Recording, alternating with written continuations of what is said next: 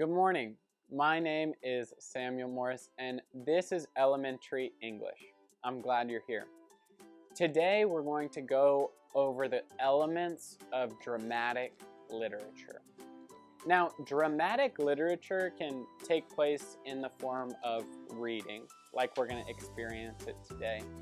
But it also can take place, and oftentimes is best prescribed to experience in the play, right? In the theater, to see the action itself. So whether you read it, you hear it, or you see it, I hope that today is going to help you understand those elements of dramatic literature a little bit better. So take a quick second, get ready to learn, and let's get started. When we look at dramatic literature, there are really 5 common elements in each piece of dramatic literature. So whether you see or read or hear dramatic literature, these 5 elements are going to be present in each type. The best way to remember these 5 is by a simple acronym. The acronym is STEAL, like to rob something, right? But we're not going to steal anything today because we all know that's not right. But we are going to think of dramatic literature stealing the show. A phrase that's often used in theater is to steal the show or to steal the spotlight, to be the star. And that's what you're going to be today. So let's think of that word steal, that acronym, and how those elements of dramatic literature are broken down within it. First, you have S. S stands for speech. So anytime you experience dramatic literature, there's going to be speech, and that speech can sound different and look different, and it can even be singing. Second, the T. That T stands for thoughts. Now, these thoughts can either be expressed by the actor's face or in the tone of their voice, but a lot of times in drama, in theater, the actor or actress will look at the audience and just tell them their thoughts. That's oftentimes referred to as a monologue, an interior monologue. It really just means sharing thoughts. So far we have the S, speech, the T, thoughts, and now E. E is going to be effect, or the effect on others or the audience. So this is where theater really comes to exist and make its money in the industry, because audience members go to the theater to feel that effect. If you've never seen a play, I highly recommend seeing one in the theater, because that effect, that's true for every single play, every single piece of dramatic literature that you'll encounter is really something special. So we have S, speech, T, thoughts. We have E for the effect on the audience. Then we have A. A is the action. A is the action of the characters, or maybe the action that takes place in the dramatic literature that we're reading. It's that heart-racing action where things are happening and we can't look away. So we have S, speech, T, thoughts, E, effect on the audience, A, action, and lastly, L. L is going to be looks. Now, this can be, sure, how the actor or how the book seems to look at you and make you feel, but really, the L of looks dives a little bit deeper into the theater and their crew. The theater's crew is responsible for the stage and the set and the props. This is how the scene will look. So each scene will look different, and they have all sorts of ways to make the scene look exactly as it should. So we're going to go through that acronym one more time, and let's go through it together. Remember, S for speech, T for thoughts, E for effect on audience, A for actions, and L for looks. So now we're going to look at a couple of different examples. And as we read these together, I want you to think of stealing the show. Speech, thoughts, effect, actions, and look. And let's make sure that these works of dramatic literature have each of those elements when we read them together. Let's look at this first one, called Jack and the Beanstalk, which was originally written by Benjamin Tabbert, and it was rewritten by Donna Martin. Let's look at this one together. Once upon a time, there was a little boy named Jack. He lived with his mother in a tiny cottage. They were very poor. All they had was a cow named Milky White. "Jack, we have no food. You must take Milky White to market and sell her. Then use some of the money you make to buy bread and cheese." Jack did not want to get rid of Milky White, but knew he had no choice. On the way to the market, he met a man. "Hello, little boy. What are you going to do with that fine cow?"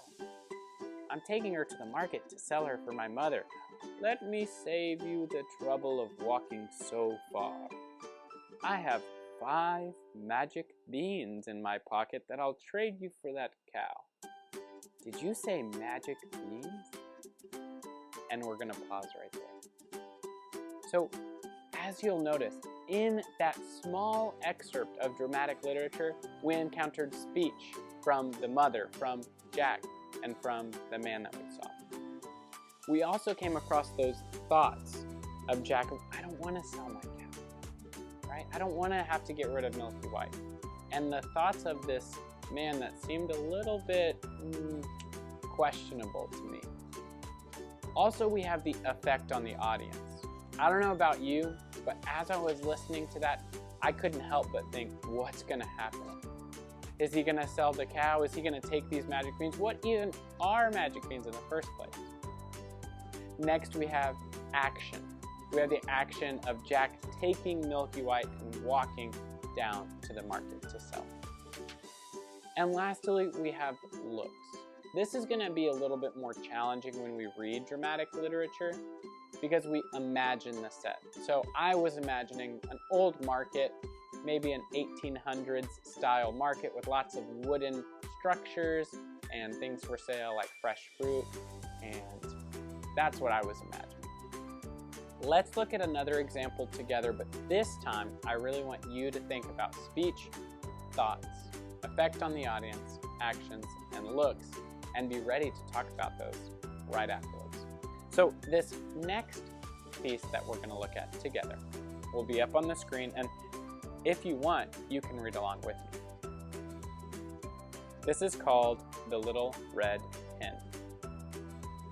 One day, the Little Red Hen found a seed.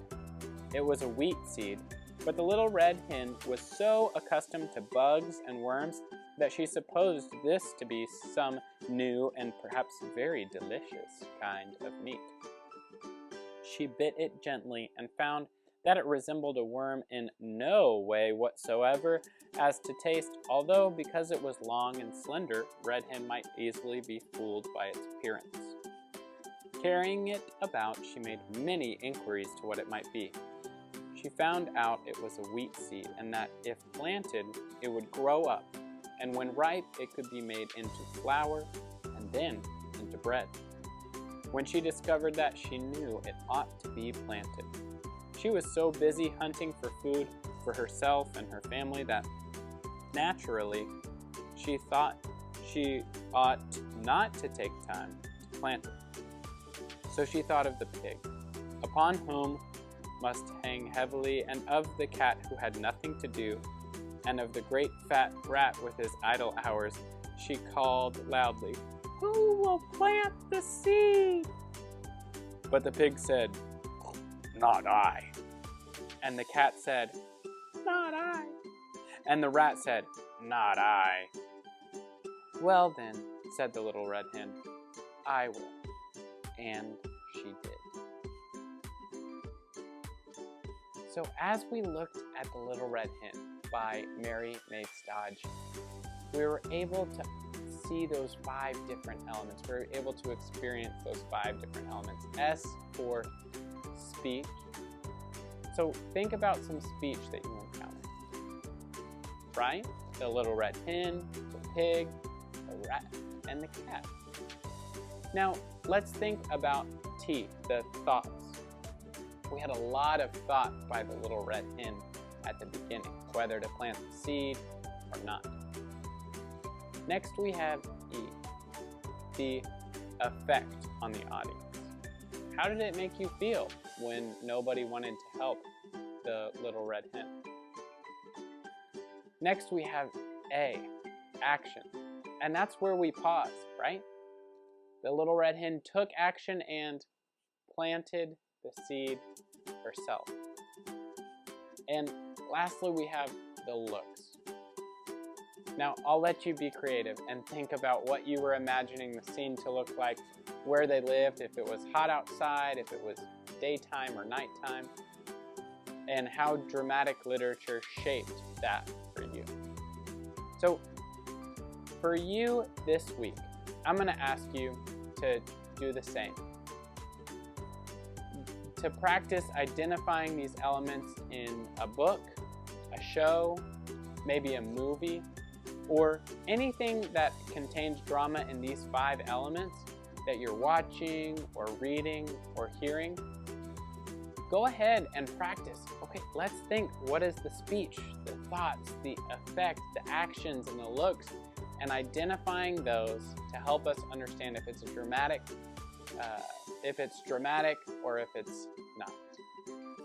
So remember to practice those elements so we can continue to improve. And if you don't have anywhere to look, if you don't know where to start, I suggest reading The 3 Little Pigs. It's one of my favorite stories and it has so much drama.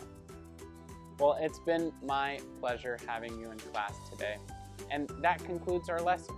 So as a quick review, remember STEAL to steal the show, and they stand for, I'm actually not going to tell you this time, because I have a confidence that you can identify all 5 pieces of that dramatic literature, and that you can continue to improve each day.